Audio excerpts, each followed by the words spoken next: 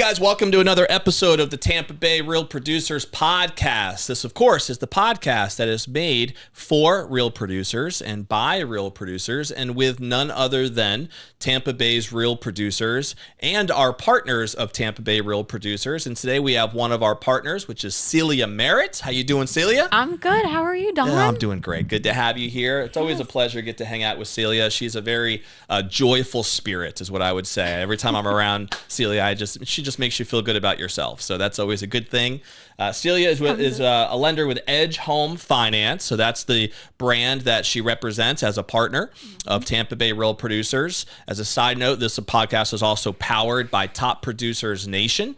You can check us out at topproducersnation.com if you're an agent who would like to become a top producer in your desired market anywhere in the country, but you're not quite there yet. We can help you get there with our coaching programs and all of our courses and our community platform at topproducersnation.com. So, Celia, let's start with a little bit of your background for people who don't quite know you that well yet. Did you grow up in Tampa? How did you get yourself in this market, if not? And eventually, I know you have some things that you did prior to get into lending in the fire department, which I'd like to touch on as well. But we'll start there with your background. Why don't we get rolling with that? Yeah, well, I'm one of the few native Floridians that we have. So I was born over in Clearwater, grew up over in Pinellas County. Local yokel, huh? I know, right? Yes. It's crazy. And to see how the community and the market's developed changed a lot since over the years. Oh my God, a lot less cows than we had back then, right? That is true. But so I grew up in Pinellas County, and then I attended USF. So I've lived in and around. Is that why you're wearing the green today? Absolutely. Representing the USF Bulls? Yes, always. I'm trying to convince my 12-year-old. It is football season. They've kicked it off. That's all that matters, really, is football. We have all the TVs set up. Everything's ready to go. Yep. But yeah, so I grew up there, went to USF. I live up in Trinity right now. So between Pinellas, Pasco, and Hillsborough, I've never moved. Okay. I visit. I like going to visit. So you know places. the local market pretty well then? Just a little bit. Growing up here your whole life. And then you did work full-time in the fire department for years, right? Mm-hmm. Yeah. What did you do there again? So I was a paramedic firefighter, eventually became a lieutenant with Hillsborough County, and then I retired at the end of 22. So you actually retired and then started a new career, huh? Yeah. You didn't just want to hang out at the beach the whole time. I know, right? I get to travel, take my laptop. I can go anywhere now. Yeah. But they overlapped for a hot minute. The goal was to eventually retire when I was almost 20 years in. I made it to 17 and had some things happen. Okay. God worked all of those things for his good as far as that goes, and then just made it to where at that particular moment I turned in my retirement letter, had everything set up, and we were kind of off and running already. I was working at the fire department and somehow closing 8 to 10 loans a month. Okay. And I don't know So what how. got you interested in the finance side? Was that someone you knew that got you connected into that space? Did you always kind of feel like you were going to get into lending somehow, or No. How did that happen? No, I was working overnight shift at a local emergency room while I was going through fire academy. Okay. And then, of course, because we were 18, 19, somewhere in that general vicinity, we would go dancing at Roundup. Okay. So back in the day, so between swing dancing and line dancing and ballroom, I've done all of it for years.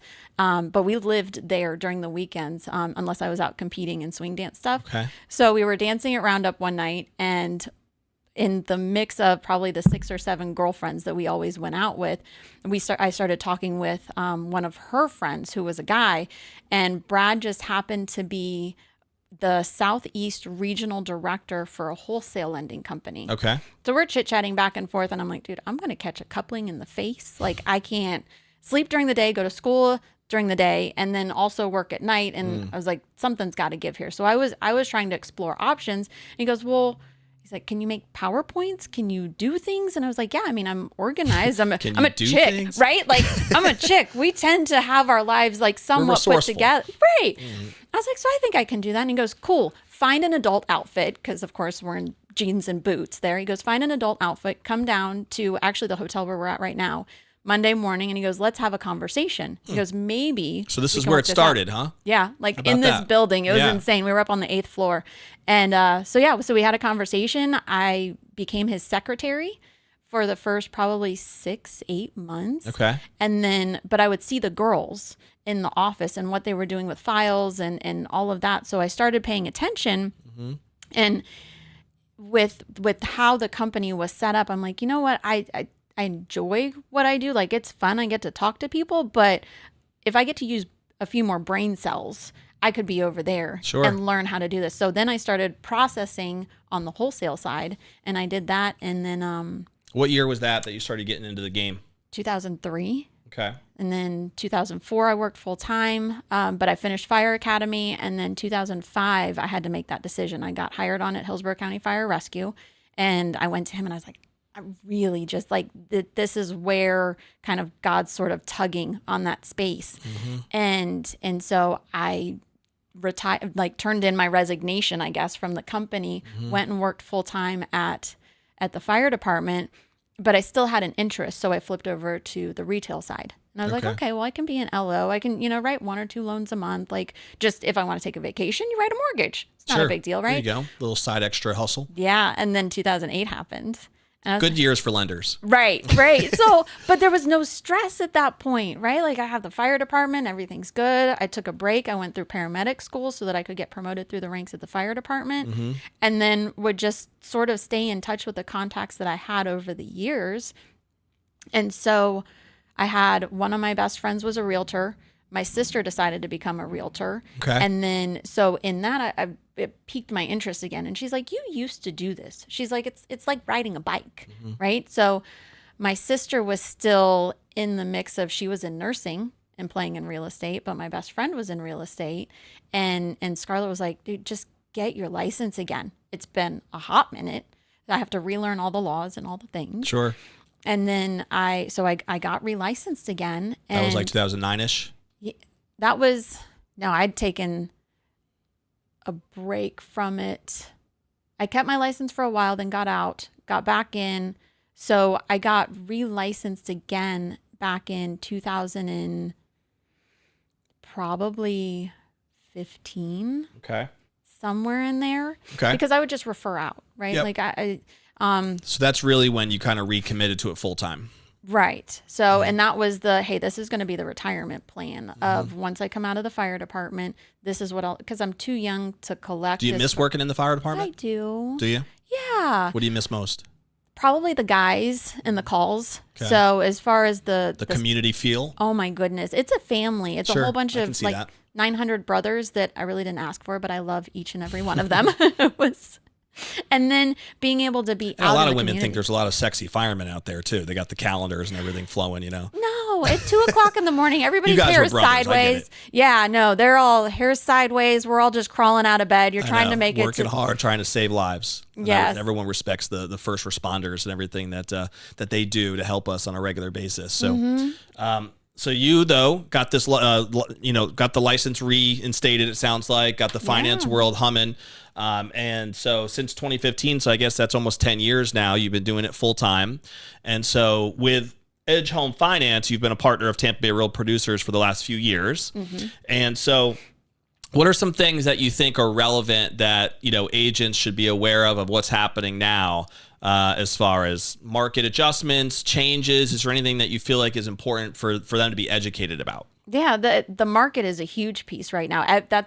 Everybody is getting somewhat educated, whether they want to or not, in what's going on in the market, right? Like, he's over there laughing at me because it's all over the news. It's the Fed funds rate and what Jerome Powell's saying and and it changes like every week or whatever, every day, I guess. Yeah, every day. Like just this week alone, tomorrow we've got the BLS report coming out, which is the Bureau of Labor and Statistics. We're getting all of the numbers for what our unemployment rate looks like, right? We all knew that the Fed would be very much pressured into starting to cut our rates when we hit 4.2. They were okay with 3.9 to 4.1. It was a little tight. We got into, and then last month it hit 4.3 out of nowhere. And the Fed's like, our bad. We got to figure this out, right? So now it went from, are the Feds going to cut the rates in September to, are we going to do a 25 or a 50 basis point cut in September? So that, even though the Fed funds rate isn't a direct correlation to mortgages, inadvertently it does affect our mortgage rate. So we're trying to keep all of the agents informed and like, hey guys, just the news alone of they're definitely going to cut. we're looking at what these are, that's already starting to affect the rates. So we're at the lowest interest rates that we've been at in about a year and a half. Yeah. We're locking, like my girls and I, we're locking rates right now in like the low fives for some of our clients, which was at one point it was low sevens, wasn't it? It was disgusting. Yeah. No, I mean, But I mean, historically, even that's it's not bad. disgusting when you have a bigger picture view. But again, everybody has the mindset of like what it was just a few years ago. Or you have the millennials that they weren't alive when rates were 7, 10%. Right. You know, I can remember my parents as a kid buying houses and it was 12 and 15%. Sure. The houses also were $60,000 sometimes. Different ballpark, yeah. 100%. Yeah. 100%. So we could never absorb interest rates that high. So that's where the 7 is, you're just like, oh my goodness, the world's going to fall apart. Nobody can qualify for anything, to come down into the low 6s, the 5s. Maybe even the high 4s, but in the next few weeks to few months, that makes all the difference in the world. So where we've seen stagnation is because the consumer doesn't understand that a cut in September does everything. And you're like, it's easing into it now because the news hitting the market causes the bonds to adjust. It causes the 10-year treasury to do certain things. It causes the mortgage-backed securities to already start moving. How much of your time, Celia, is spent on this type of thing where you're really focused on the market, what's happening day to day, and the research that's required? Because there's a lot of what I believe, and correct me if I'm wrong, that you need to do just to educate agents, right? Because I don't think most real estate agents are spending as much time on this as you obviously are, and learning what the things are that are actually affecting the rates and the effect that's going to have on their day-to-day business, right? And how to have those types of conversations with their clients on a regular basis. So do you find yourself more almost like coaching agents on how to have those conversations and what they should be talking about and how that works? Is that a big part of what you do day to day compared to just kind of like, you know, writing and taking care of loans? Or like, how do you balance that? What does that look like generally? There's tons of education that goes into it because real estate is, I want to say, at least 50% psychology. Sure. We're talking people off the ledge. I tell everybody the client gets at least one panic attack per purchase. Allowed one at least. Yeah, you get one card after that. I mean, some of them get 2 or 3, but we're definitely allotted one. But the education aspect is what gives everybody the peace of mind. So you can calm them down. You can talk them back off the ledge. You can teach the realtors how to have those conversations. Because just because the realtor meets a client doesn't mean that they always come across my desk.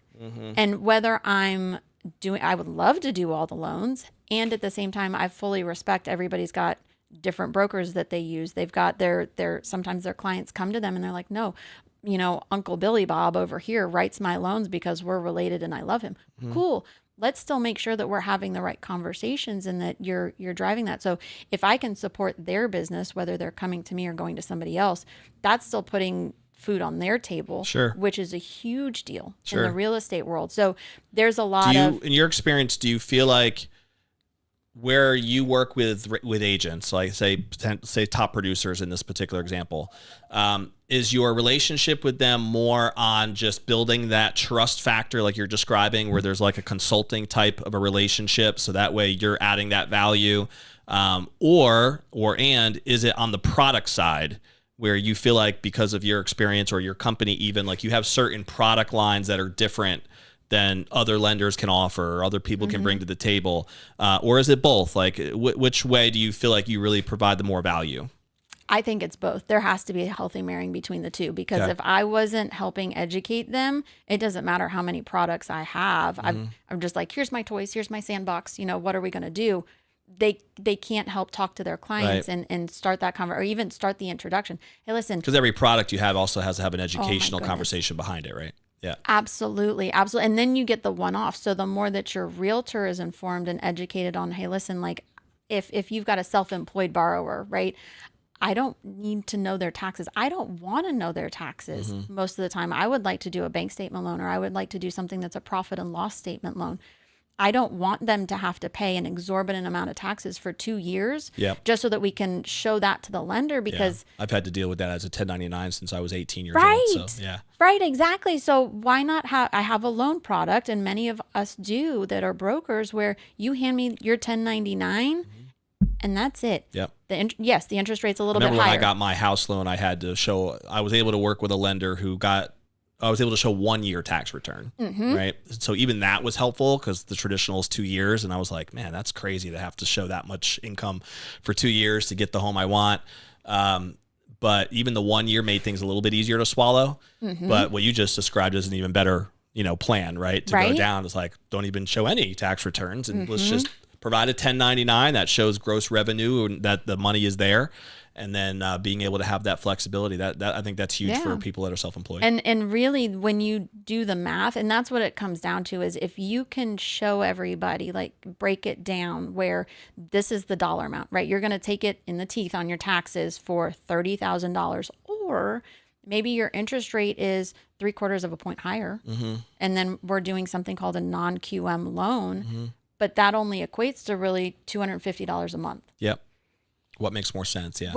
Like you don't need a lot of brain cells to figure out that math, right? Our kids can do that one and be like, I like this option, right? Yeah. And you can still refinance this option when the rates are down into the 4s and the 5s. So instead of being at an 8 or a 7 in your rates for your P&L loan, now you're in the 6s or 5s. And on that, is that considered a no doc loan? Is that the same thing or different?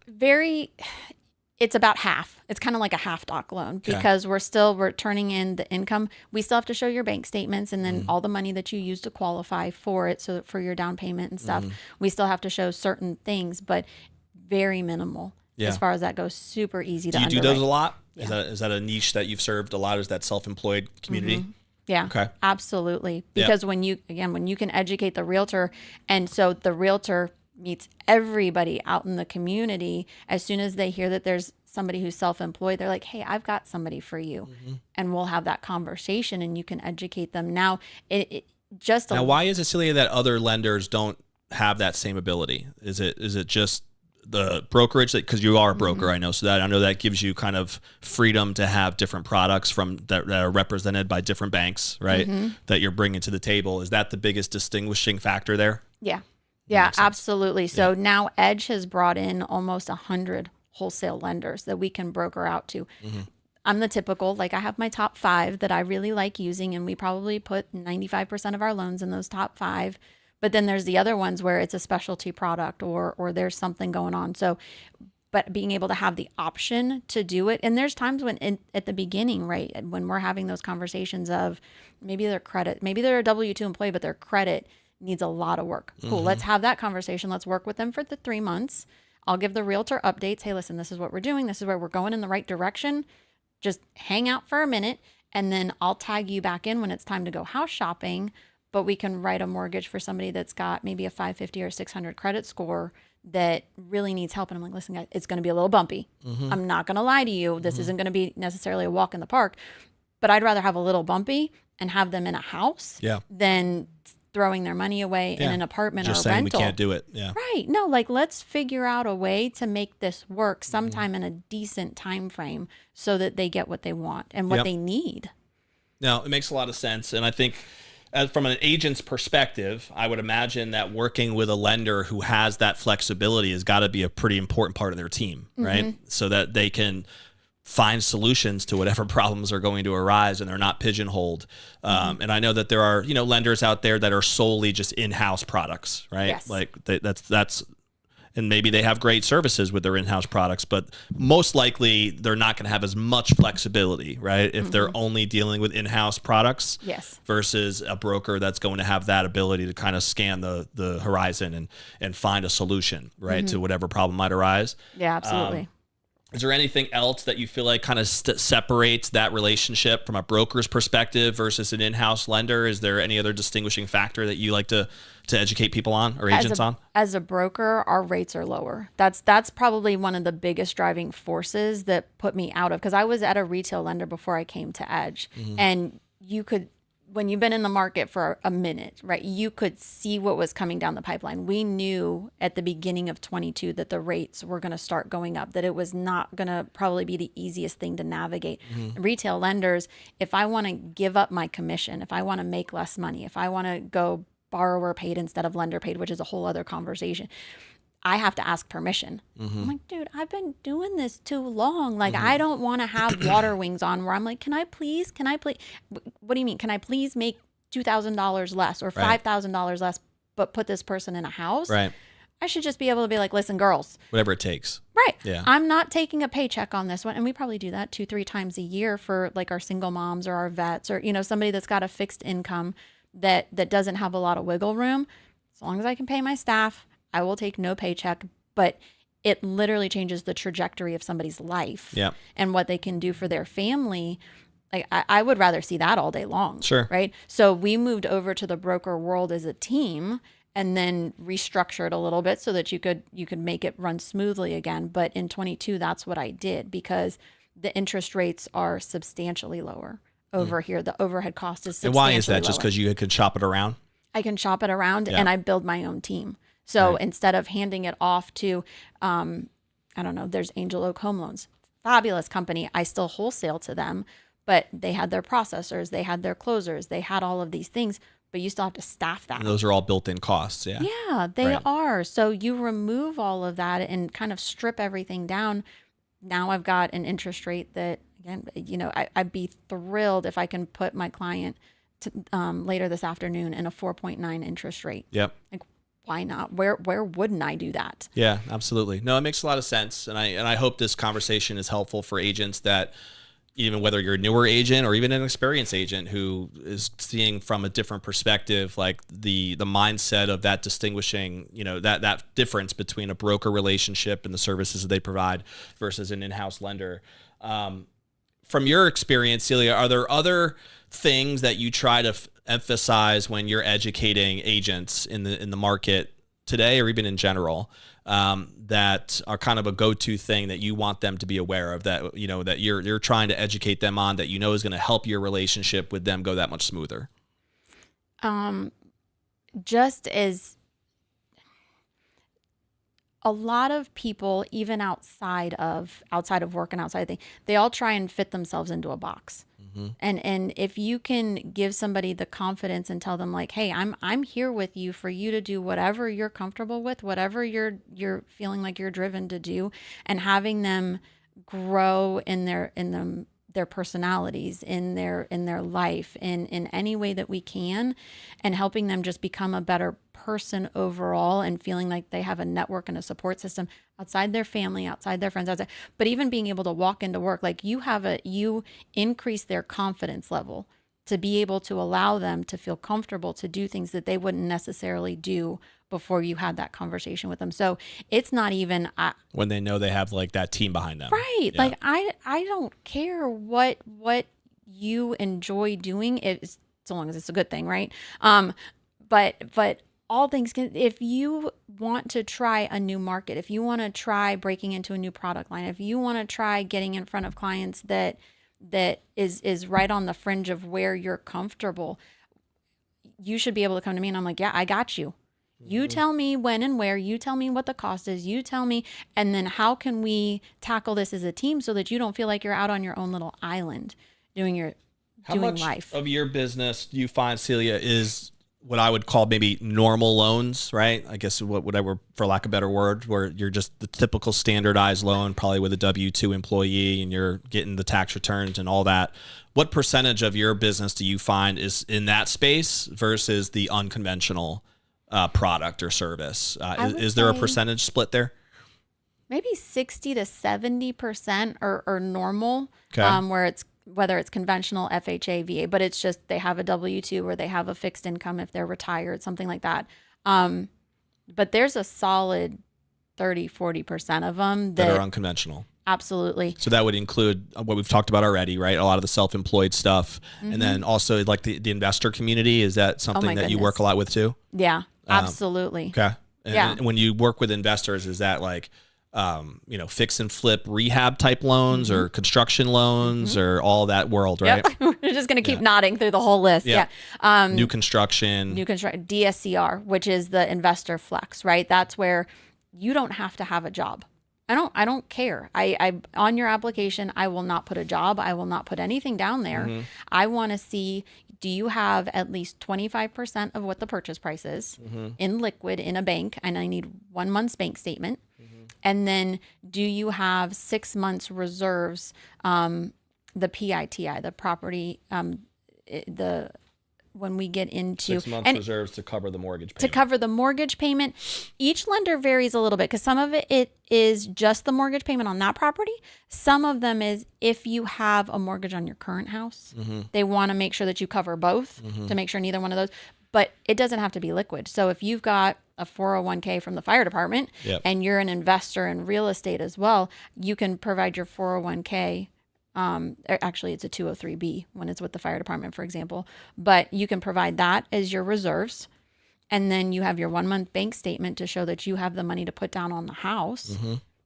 And that's it. Yep. Like a credit score, and we're off to the races. You can now, go is buy a that house. for residential property investment, or is that the same does that apply as well to commercial stuff? Do you deal in the commercial world? I do deal in the commercial world. Absolutely. That is definitely not the bread and butter of what I do. Yep. But we do play in that realm. The DSCRs on residential specifically, it's up to 4 units. Yep. Sometimes we can play a little bit, the 5 to 8 unit. We can. It's a gray area. Yep. So again, there's specific lenders that'll play in that realm. But if you don't have to provide any of your 1099s, and you can say, hey, I want to buy an investment property, and we can do it this way. You can even do it as a first-time investor. Sure.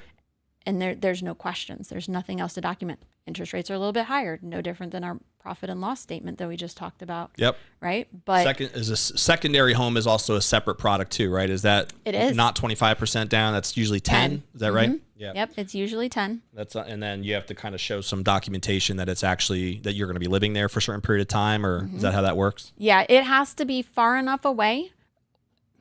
There's two qualifying pieces. Either if you have your primary residence in Ohio and you're buying down here in Florida, nobody is going to second guess you. Yep. Right. If you live in Florida, let's say in Tampa, and you want to buy a beach condo, it's a different type of property. That makes sense. It's a different location. So you're not staring out of your house in Tampa and seeing the beach. So it makes sense. There's no distance required. If you buy like the house next door from your current property, that might be a little bit of an issue. Yeah, not going to fly. Yeah, that's not going to qualify probably in that situation. Yes. No, but you know what? At that point, does your son need a property? Right. So he can live next door to you, so you can help him. And now it's a primary residence purchase, and we're having that conversation again. Yeah. There's ways. There's always a solution. I got questions, right? In my mind, like that's really what a great lender needs to be, right? Is flexible enough to find answers, find solutions, because it's a ever evolving pattern of things that can pop up and change. And you got to be able to, what agents care about is, can you close? Can you find a way to make sure that the funding's going to be there when we want to close? And that's probably the most frustrating thing I would have to imagine that damages the relationship, right? Yeah. Between the lender and the agent is they're expecting something to close and it just doesn't get done, right? And there's times when you have to set those proper expectations. We can close a loan in as little as 10 days legally. And there's times when I've absolutely done it. If it comes in and everything's on fire and I'm like, girls, we're working the weekend. Buckle up. We've got to get this ready. So Monday morning we can put it in and we can close on time. Then there's other times when you're looking at them and it's just the standard and it's fine. And then there's those one-off situations sometimes when I'm like, can you pretty please write a 45-day contract? Because this is going to take a minute. We've either got to pull out of our 401k and it's going to take some time. Yep. We need to make sure that the house sells. We need to make sure that certain things happen. But if you communicate, set the proper expectations, have all those conversations, then even if it's a little bumpy, even if it takes a little bit longer, even if you've got to piece some things together, at least everybody knows it. And then we can still work together for the client's benefit. Communication is the key, right? Making sure that those lines are open. You mentioned something else too about like if they're, say, have to sell the home. And I know that there are different products out there to even help with that gap, that kind of awkward period of time of like, I want to buy this other house, but I need the money for my sale in order to buy the other house. So how do you want to describe anything about that? Like, do you have a product that's geared towards that? Those are bridge loans. Yeah. So that's where we can, without doing a HELOC, where we're taking out the equity on the current house to use it on the the next one, it's almost like they do a dual lien. So they'll write the mortgage for the new house. We're using the old house as the equity for the loan. So that's counted as like the down payment? So the equity of the first home is the down payment. Okay. Yeah. So they'll work on, so we get that bridge loan set up and then they can buy the next property, because sometimes it's not even, they don't even have the ability to put the house on the market until they get everybody moved over, right? I've had one before where the son was a quadriplegic from an accident, and they needed to be able to get into the next house, one, because it was a brand new accident, so that they could take care of the kid and then get him moved over, get everything done, get everybody there, and then they could, because you can't have people walking through the house when somebody's stuck in the back bedroom. For sure. That's not going to fly. I mean, you could, but it'd be really awkward. It might hurt the sale opportunity. It would be a little weird. So yeah, it makes sense. You got to figure out that awkward, time frame there, and a bridge loan sounds like it could be the possible solution to make that work. Yeah. Right? No, it helps a lot, because in this market, we're appreciating. There's anybody that tells me at this point when they're like, oh, the crash is going to, where, when, how, like, what did you read? Right. Or what hole have you been hiding in that we all missed? Because it's not going to happen. So we need larger sums of money for people to be able to afford, especially moving from one house to the next. They've got a big chunk, a lot of them. If they've been in their house longer than a couple of years, you've got some equity to play with. Do you feel like the biggest hesitation right now in the market for people on the sales side is just that they're locked in at such a low interest rate from a couple of years ago, like that willingness or unwillingness to kind of give that up, knowing that it's going to obviously be a higher rate if they do move to this new loan? Is that still kind of the big bugaboo right now? Yes. Yeah. Yeah. There's a lot. And I feel like it's starting to ease off a little bit, simply because the feds are talking about a rate cut. So people aren't going into the mortgage with, when is this going to end, right? Can we roll pennies for a few months? Can we just not go out as much? Can we maybe skip a couple of vacations? That's cool when it's a finite thing, but we don't want to give up our entire lifestyle and what we do to help, keep our families level or for a long period of time. So they're becoming a lot more willing to look at those rates, but also my family did that. I retired, and then my daughter was sick, and I had a 3% interest rate, and I legitimately cried when I had to write my own mortgage at a 7.2. Yeah. To get into the new house so that I could take care of my kid. Yeah. It was no fun. It's painful. Yeah. I don't even. Still be fine. Don't break down here, Celia. Right? But that's why I tell people, I'm like, I'm talking to clients and they're expressing their concerns, and I'm like, dude, I'm in the same boat. Yeah. Like, if I did this, do you think that I would put my family in that position if I wasn't confident in everything that we're reading and everything that we're seeing? The answer would be no. No, I like having a roof over my head. It's sort of important. So if I'm willing to do that and I'm willing to jump in that boat, I did a temporary rate buy down. I got it to where I'm at 5.2 with my interest rate buy down.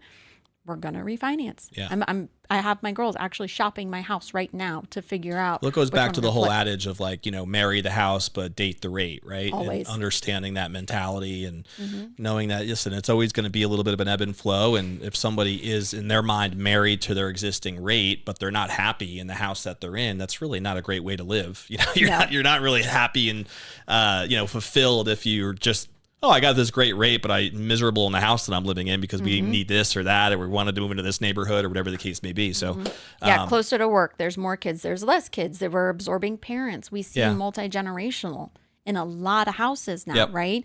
So if you can help them, but also if they're at a rate where they're in the 2s and the 3s, some are even in the low 4s, they're not quite as married to those, but those 2s and 3s, you've got equity. Again, you take that chunk, you throw it into the next house. It helps absorb it for a minute, and then we just bring you down. And my company, along with a lot of the other brokers out there, like, once you're in our system, I have algorithms that run. It'll send me an email. Hey, Celia, the Hawkins loan looks like they could benefit from a refinance. And I'm like, yeah, that's cool. That one wasn't on my radar. Let me go look. It's cool to have the alerts, right? Yeah. So you pull it up and I'll do the math manually. And if it makes sense, I'm calling them. Hey, listen, we can drop your payment by probably about $250 right now.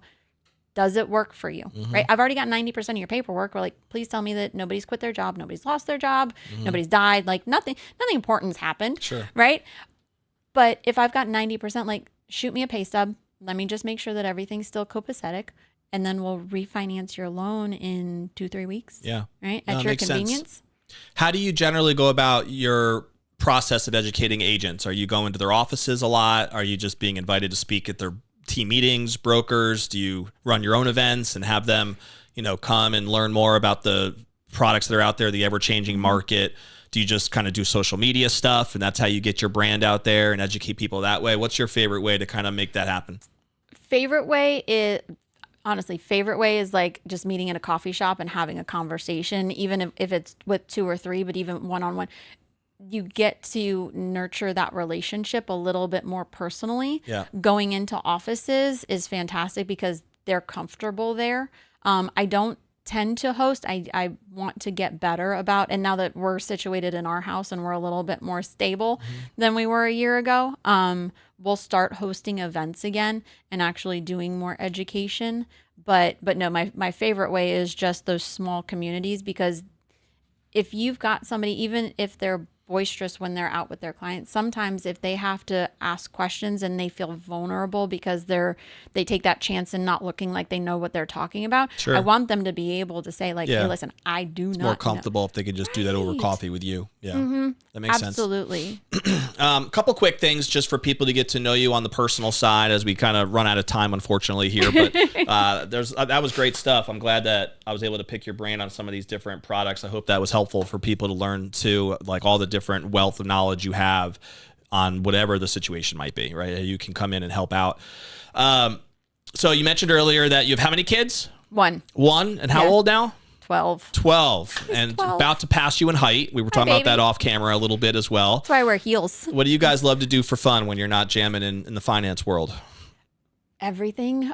She's a big fitness freak like I am. So we run races. Currently she's playing volleyball. So my exciting Friday night is going to be screaming at a volleyball game. Nice. For middle and high school. But she does volleyball. She does soccer. She runs 5Ks. She does the stair climbs Pretty with active, me. Huh? Mm-hmm. Yep. Yeah. No, we don't sit still well. So I'm braced in right here. So we're good. Well, that's cool. That keeps you. My kids are really into the sports scene as well, with like Little League, and my daughter's really into dance nowadays. So there's a lot of constant stuff running around. So are you constantly kind of taking her from thing to thing and trying to balance that with the challenges of running your business? Is that your day-to-day operation? Oh yeah, no, have laptop, we'll travel. Like we just go. But she likes even skateboarding. So she's like, Mom, you want to go for a run? All right, let me grab some yoga pants and the dog. Yes. Like, and she skateboards and I run. She's rolling while you're running, huh? I know, right? Like she goes slower on her legs, so it's a little bit easier to keep up at that point.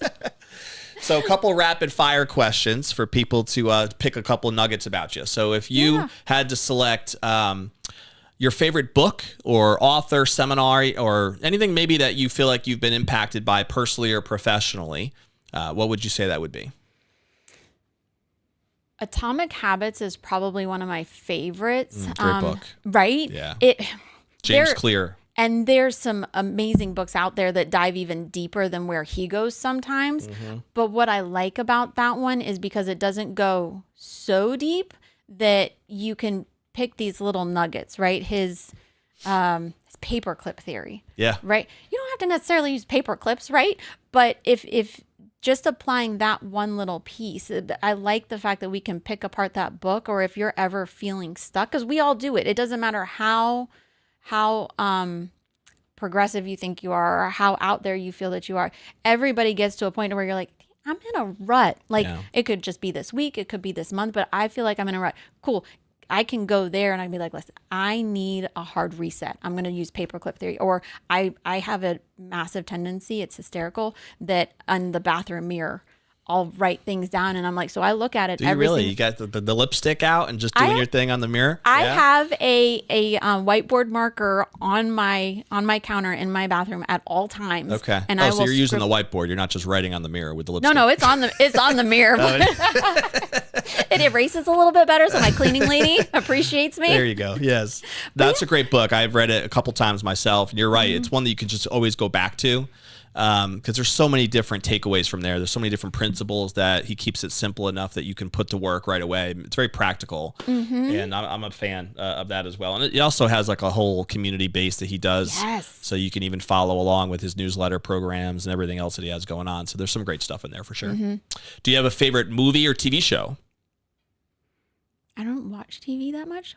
We laugh. Like if we want, I call it like junk food TV. We actually watch Schitt's Creek. Right. If you just need like a solid laugh at the end of the night, like you can throw that one in between Moira and what is it, David? I've never seen that show. It's I have no idea. Absolutely hysterical. Okay. And part of it is growing up at the is fire that on department. Netflix or something else? I'm sure it's been on Netflix before. There's Hulu. There's Gotcha. Amazon TV. Any of those. Okay. But absolutely, he's. But you like the comedy side. Get a couple of chuckles in when you just want to wrap the day up. Yeah, absolutely. Yep. I don't tend to dive super. We grew up with not a lot of money, so we didn't have a TV when I was growing up. Oh, wow. So it is very weird for me to equate that to relaxing. Yeah. So I've gotten used to it. When did you get your first TV? Do you remember? We were probably in at least middle school. Was that a big deal for the family? By that point, I was all done. Yeah. I was already in books, and like I read the whole Nancy Drew series. So it was one like, summer. I don't even care anymore. I don't even need you don't really get wrapped up in it cool, too though. much because at times I feel like as a parent that we should even have TVs in the house. You know, we have one. I have one TV hooked up in my living room. My daughter is not permitted to have a TV in her bedroom. Yeah, no, we don't put them in their bedroom either. But we do have one upstairs, one downstairs, and there's one in a guest room. But they don't ever use that one anyway. But it's we wouldn't put them in their bedroom either. But yeah, it's there is that constant like, hey, let's watch a movie, let's do this on a Friday night or whatever the case may be. Which is there's some good things to that because there's some family bonding that comes from that too. But it can also be too much. I think I'm learning. Go out and play. I'm learning that side of it. Or now that it's football season, right? I'm like, can we mount one outside? Like, how do I do that so that it can point towards the pool and we can watch football while we're in the pool? I don't have that set up either, but I would like to get that outside set up right. Yeah. Especially for football season, as you said. Yeah, that makes a lot of sense. You have a favorite food, restaurant? Actually, you know what the funny thing is I love what is it, Seasons 52? Yeah, right across the the street, right down the road. That's one of my. That's a cool spot. The American cuisine, they've got a lot of different options over there, and they change over a lot.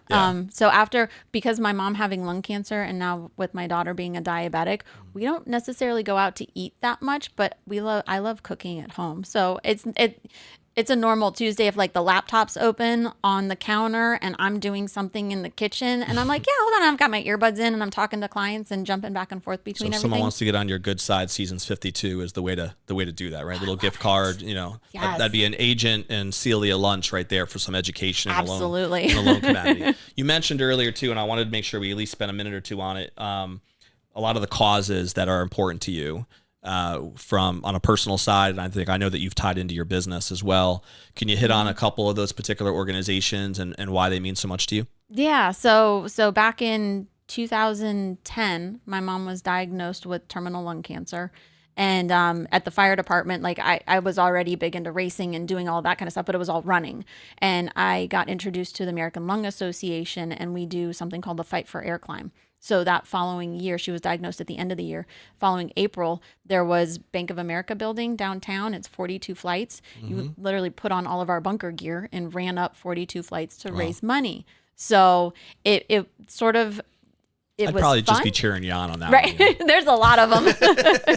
I'm there for emotional support, Celia. Yes. Yep. Nope, so that's one big one. Yeah, so that started it, and then it took on this whole life of its own afterwards. So Tunnels to Tower reached out. They wanted to start doing their own stair climb down here, so we immediately signed up for that one. So that's Tunnels to Tower Foundation is a big part. And now that one, I love it because we've even seen it grow throughout. So now there's the race over the Clearwater Bridge, which is a 5K. Nice. Super fun. And it's outside. It's gorgeous. That's probably the best scenery as far as I'm concerned. Then we have one in Trinity that I help out with. And then there's one, we just launched a 5K in Brooksville a couple of years ago. So you travel around and that one builds. It's all related towards fitness, it feels like. That's the common theme I'm seeing My team sits at the table. My daughter and I run. We wave, high fives, and then we're off. But yeah, so doing those and then even keeping it local where there's smaller organizations. CryoEase is a business, but CryoEase 22 is their They're nonprofit, so they help. 22 is for the suicides, and then also, but they help with first responders. So it's not just veterans, but they reach out to firefighters and police and trying to see how they can impact and help people. And Warrior Wellness Project is another one that's local, again, to Trinity. Very cool. They work on the mental health aspect. A lot of first responder causes, military even causes. And obviously with your background in the fire department, it makes a lot of sense why that would be important to you. Yeah. And then, as you mentioned, the ones that are raising, funding so that they could do research for cancer and fighting cancer because of the impact that's had on yourself personally. I can see why that would be important to get behind. Yeah. It's amazing with lung cancer because it is the most diagnosed cancer out there. Like you add in breast and testicular and all of these things that are really popular, add those together and you're almost at the same number of lung cancer people that get diagnosed, and it's the least funded cancer. Right. The dichotomy is wrong on so many levels, but because there's that negative connotation. Well, did you smoke? Well, did you did you do anything to cause it? And the answer is no. Most of the time they didn't. Yeah, it's interesting. Most people assume that if lung cancer is associated, it must have been a smoker, but percentage wise, it's actually my mom wasn't. And I think that's the case statistically speaking with most. Like the majority were not from smoking, right?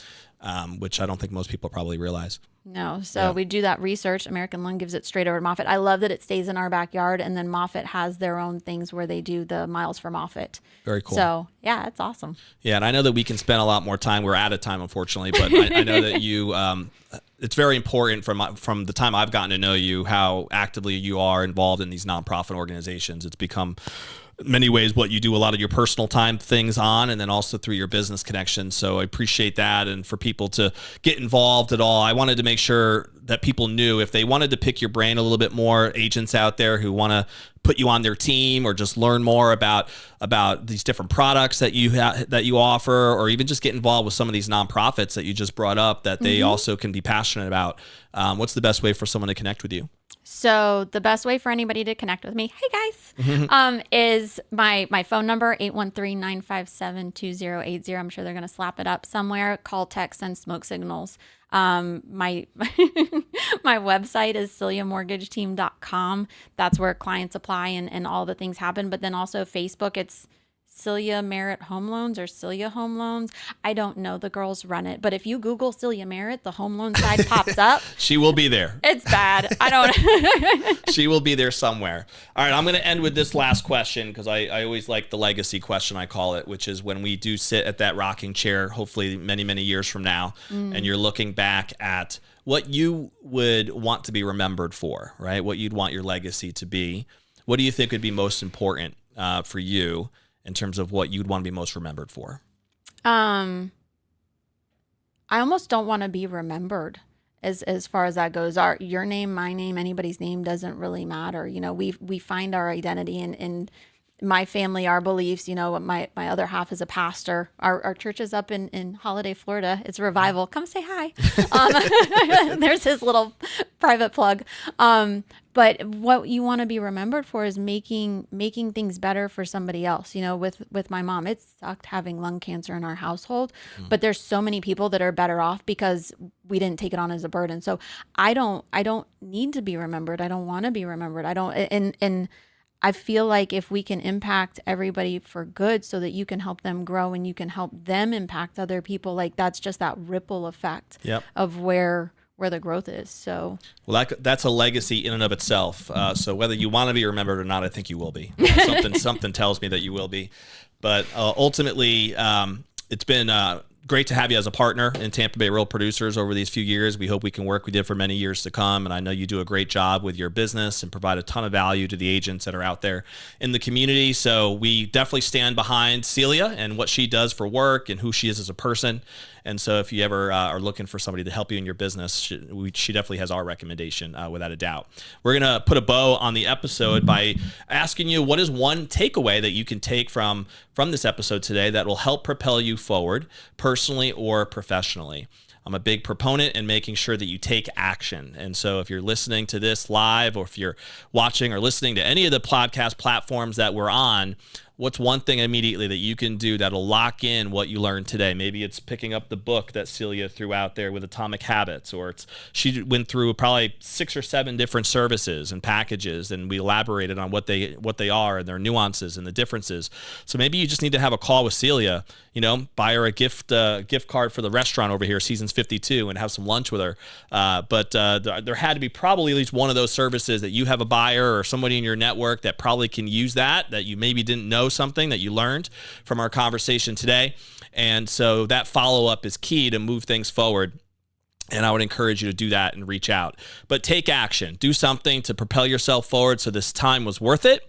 And if you do that, then, of course, ultimately, every time you listen to one of our episodes, you'll be able to get the value that they're intended for in moving forward. Check us out at topproducersnation.com if you want to be able to become a top producer and learn our resources and platform and community and courses to help you get there. We have that at topproducersnation.com. We will see you on the next episode of the Tampa Bay Real Producers Podcast. See you later.